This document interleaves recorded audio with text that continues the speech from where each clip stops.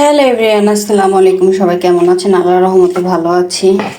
এই যে আমার ভাইয়ের ক্ষেত থেকে তুলে আনা বোত্তা শাক, যেগুলো আমার ভাতিজারা সবাই মিলে, আমার ছোট ভাইয়ের বউ, আমার ভাই সবাই মিলে তুলে দিছে। আজকে সব কিছু আমার ভাইয়ের ক্ষেতের রান্না করব, তরতাজা জিনিস। এখানে বোত্তা শাক, আর এখানে হচ্ছে গিয়ে ডাটা। ডাটা দিয়ে হচ্ছে গিয়ে যে ছোট ইলিশের ঝাটকা আছে না, ওগুলো দিয়ে রান্না করব।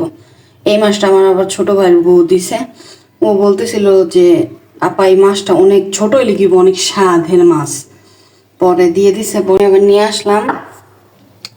এখন হচ্ছে এই ডাটাটা দিয়া ইলিশ মাছের বাচ্চা দিয়া ঝাটকা ইলিশ দিয়ে রান্না করব, আর শাক, বোত্তা শাক রান্না করব।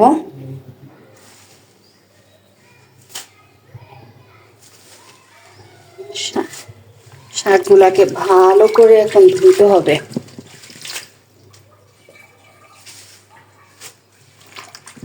এখন আমি শাকগুলাকে ভালো করে ধুয়ে নিই। শাকটা পরিষ্কার করে ধুয়ে এখন আমি বসাই দিব। তো শাক বসানোর জন্য আমি আবার সাথে আবার একটা আলু দিছি। আলু দিলে কি হয়, শাকটা একটু আঠালো আঠালো হয়। ওই শাকটা আমার কাছে খাইতে আর কি বেশি ভালো লাগে। রসুন পেঁয়াজ দিয়ে দিছি, কাঁচামরিচ, আর সাথে দিব একটা বোম্বাই মরিচ। জানি না ঝাল কি বেশি হয়ে যাবে কিনা, কিন্তু একটু ঝাল ঝালি খাইতে ইচ্ছা করতেছে, এই জন্য দিলাম। শাক বসানো ইজি, মনে করেন সবাই শাক রান্না, মোটামুটি সবাই শাক রান্না করতে পারে। এটা দিয়ে দিব লবণ, এটা তো কিছু চিন্তা করার নাই। এই যে দিয়া লবণ দিয়া এখন এই যে চুলা এটা বসাই দিলাম। এখন এটা সিদ্ধ হবে, এরপরে এটাকে বাগার দিয়ে দিব, সিদ্ধ হোক।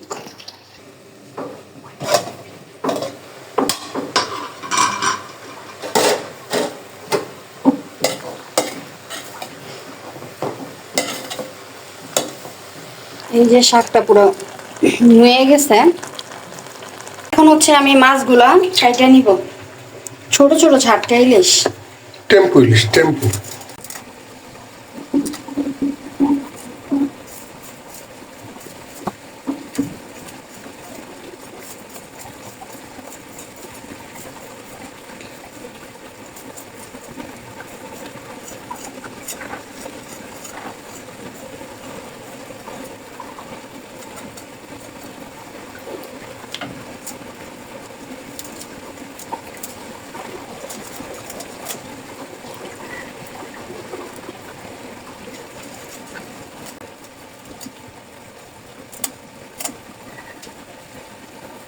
এই যে মাছটা কাটা হয়ে গেল।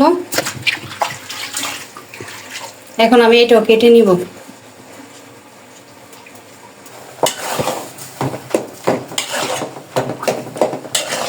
শাকটা পুরো হয়ে আসতেছে, আর অল্প একটু পানি আছে, পানিটা শুকালেই শাকটা হয়ে যাবে।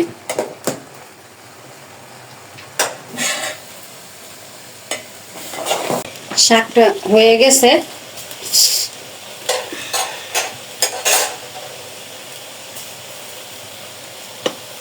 এখন হচ্ছে একটা ডাল ঘুটনি দিয়ে গুতাই নিব।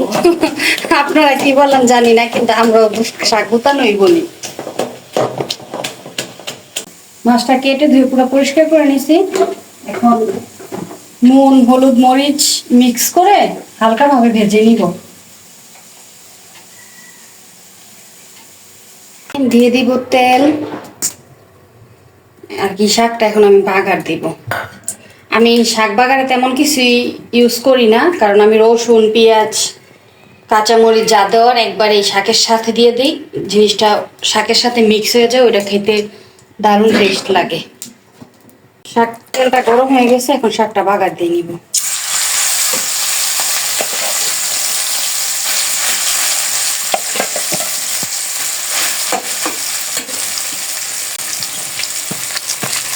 অনেকেই বলতে পারেন যে রসুন পেঁয়াজ আমি কিছু দিলাম না, এক একজনের পছন্দ এক এক রকম।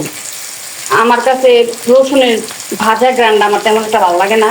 আর আমরা এমনও শাক খাইছি, এমন ভাবে শাক খাইছি যে শাকে কোনো বাগার হয় না, ডাইরেক্ট রান্না হয়েছে। ওটা আরো বেশি টেস্ট।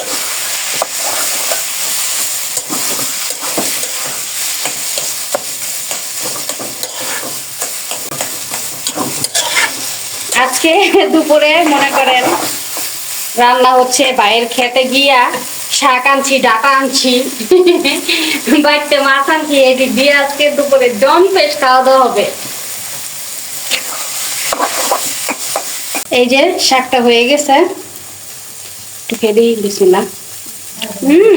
দারুন। এখন শাকটা নামিয়ে তরকারিটা বসাবো। কড়াইতে তেল দিয়ে দিছি, এখন হচ্ছে কি আমি মাছগুলা হালকা করে ভেজে নিব।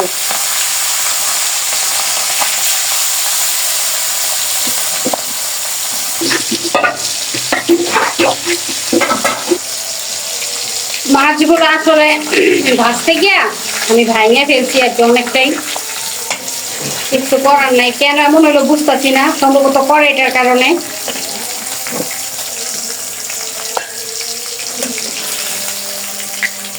নাহলে তো এমন হওয়ার কথা না।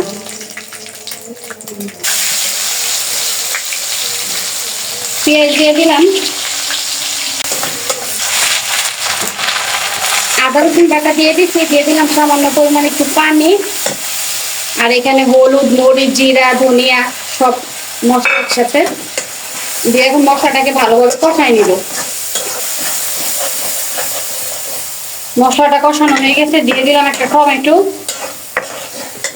আর সাথে ওই ডাটা, ভাপ দেওয়া ডাটা, একটা আলু দিয়ে এখন তরকারিটাকে সুন্দরভাবে কষাবো।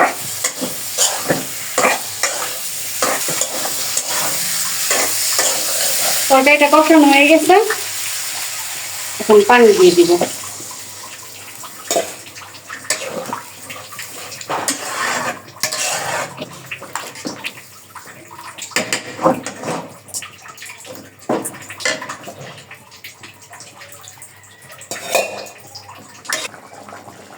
এই যে তরকারিটা হয়ে গেছে, মাছটা দিয়ে দিলাম, এখন হচ্ছে ধনিয়া পাতাটা দিয়ে নামাই নিব।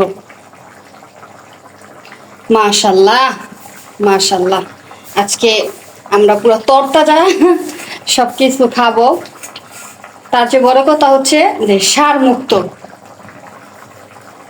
আমার আজকের দুপুর রান্না কমপ্লিট, এখন আমরা খাওয়া দাওয়া করবো।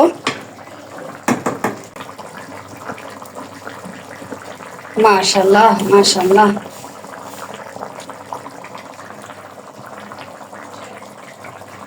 তো সবাই ভালো থাকবেন, সুস্থ থাকবেন, আল্লাহ হাফেজ। এখন আমরা খাওয়া দাওয়া করবো।